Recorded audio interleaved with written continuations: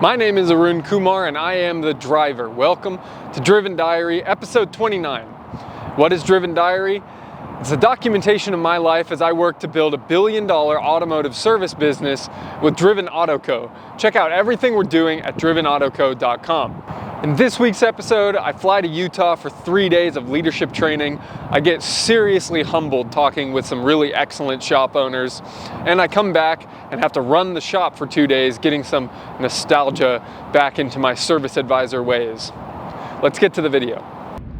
Sunday evening, and I'm here in Salt Lake City, picking up my rental car for 3 days of training in Ogden, Utah. And look at this fantastic selection of Kia Souls that I have at my disposal. Don't know which Kia Soul to pick, frankly. That's all I got. Kia Souls. Well, let's see how this goes. Monday afternoon, and the training today ended early enough that I'm doing my second workout, my outdoor workout, in the daylight, and I have found a train yard. So this is pretty cool. I think that sound is air brakes that you're hearing. But yeah, I don't know where I am other than Ogden, Utah, in a train yard. Good training so far. Finish this workout, head out to dinner with the group. We'll get back at it tomorrow. Tuesday morning, and the light is very white in this hotel room, so you're getting a ghostly looking version of me. I have been waking up and getting work done, and I cannot stop, and I very much feel like I'm foot on the gas. Every second has to be productive, and I think a lot of that is because of participating in the 75 Hard Live Hard program, and I'm redoing phase 2 right now in the name of really dialing in my discipline and my time management and my diet, being accountable in my diet, and just forcing myself to be a little bit more inconvenienced by certain aspects of the program so that I am as productive as possible. And what that looks like is, if I wasn't on this program, so 20 days ago, what I would have been doing while traveling like this is I would have done a half an hour workout first thing in the morning, and that's it for the whole day. Now I am required to do 2 45-minute workouts split by at least 3 hours. One of them has to be outdoors, and I am in Utah where it is getting into the low 30s at night, which is forcing me to pack differently so I have warm enough clothes while I'm here so that I can survive outside. Not survive, but be slightly more comfortable outside and not shivering for half a day after I get back, which is what happened the last time I was in Utah, and I did a cold exposure hike to the top of a freaking mountain in the snow, and it was 12 degrees and I was wearing basketball shorts. So I know it's possible. It's not the point. Then I have to do an evening workout. So I've done my 45-minute workout this morning. I walked. Yesterday morning I did my gym workout in the morning. Today I'm doing my gym workout in the afternoon. I wanted to walk, and I walked about a mile away to a 7-Eleven. I got some caffeine. I went completely without caffeine yesterday and did feel just generally sluggish, so I wanted to change that and got some caffeine in me, be a little bit more effective today,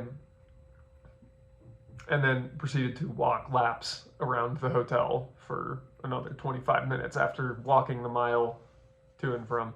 So all in all, pretty solid morning of productivity, and I need to continue on this productivity for the whole day. I've really enjoyed getting to know some of these other shop owners. It's compelling me to move out of my one-on-one coaching that I'm doing and get into the group coaching where I have a fellow shop owner accountability coach and plenty of content that I can use to facilitate my success.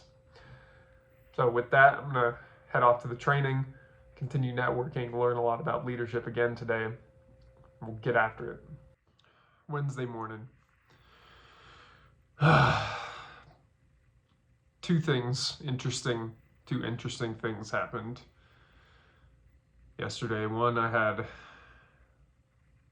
an employee I noticed did something quite odd on the security cameras during work hours, so I'm gonna have to address that. The other thing, more comprehensive to the big picture, that is a very important part of the journey, is I was sitting at dinner with a bunch of really high-performing shop owners. They are all multiple shop owners. They're been in coaching groups for 20 plus years. And they're all talking about, how excited they are to be expanding and growing and look at all these cool things we're doing. And yeah, nobody's perfect. And I was sitting there at first very happy with the fact that, I'm sitting at this table and I'm able to participate in this conversation with people who've been doing it for a long time, and I don't feel that far behind them. Until I was the new kid at the table. Everybody else kind of knew each other already, so they started asking me more about my shop, which I didn't really want them to do because I'm ashamed of the financial performance of my business. And they asked and I answered, and whether it was parts margin or labor margin specifically, we got to the question about labor margin, and I had to tell them it was almost negative in a couple of months because I had 5 employees and work for about 2 employees in November. And I'm finally starting to control those kind of costs. But I was being the nice guy. I was holding out hope that more work would come. But it's a time when we need to be fully dialed in on our process before we even turn on the taps more for more work. And that put me in a pit of shame that I do not want to fucking experience again, where I have to share my numbers and they look like that. So honestly, I ran away from dinner very quickly at the end of the night and came back here, sat down, got to work, did a couple of very key actions, and then this morning I have a huge to-do list to get through before starting the day in the training. So I'm gonna do my outdoor workout, come back here and crank on a bunch of work. But I didn't sleep well. Definitely have a pit in my stomach from that shame, from the weird behavior I have to address. But it's reassuring knowing I have this to-do list, that I am on the right path for what I'm supposed to be doing. You can hear it in my voice, though I'm not not feeling the most sure of myself right now. But I am feeling sure of the future. I'm confident in what Driven Auto Care, what I will be able to accomplish with this business. So that's it.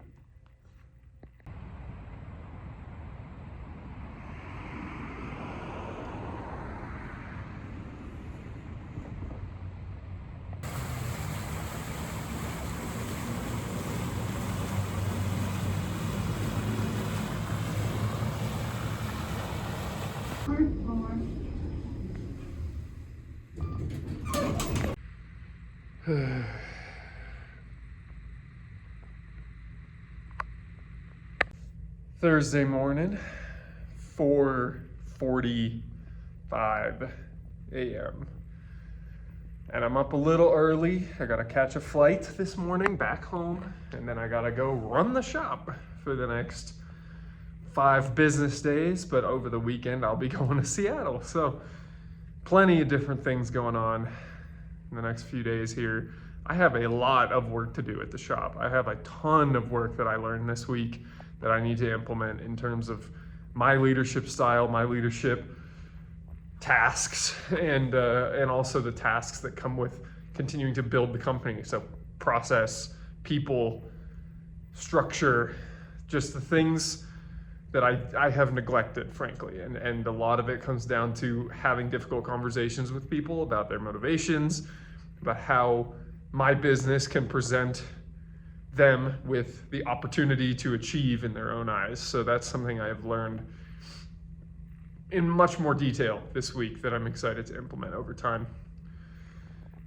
But starting the day with the workout, and then driving back to Salt Lake City, getting on a plane, flying back to the Bay Area, and getting on with the day.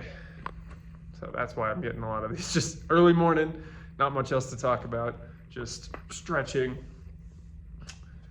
doing what I need to do in the morning to dial in for the day. That's what I'm up to every morning this week in Utah. So that's it.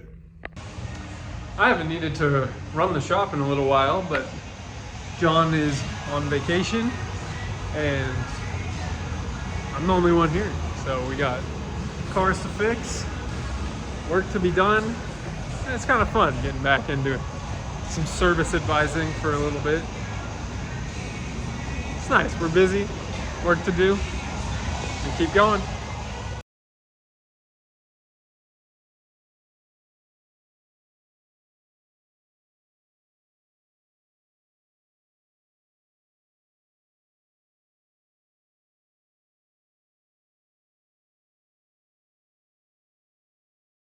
Do you recognize where I'm standing? Right behind me here is the door where you saw that very suspicious character walking up and really kind of looking around inside the door there. Ultimately, nothing happened, but it was a very scary situation. My security system decided to do a software update at the exact same time that that guy was kind of rummaging around outside of the shop here. Ultimately, nothing bad came of it. I guess he was just being a suspicious character, but nevertheless, it was a really horrific situation in my mind when I woke up that morning because the security system showed that it was disarmed and rebooted and then rearmed about an hour later. Not at all how I wanted to start my Friday morning.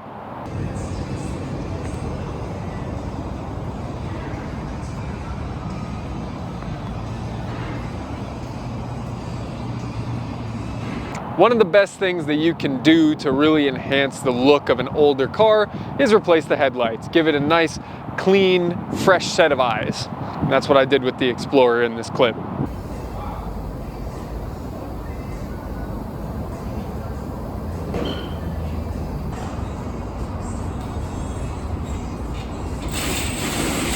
Okay, I want to talk about the tragedy that is this BMW X5.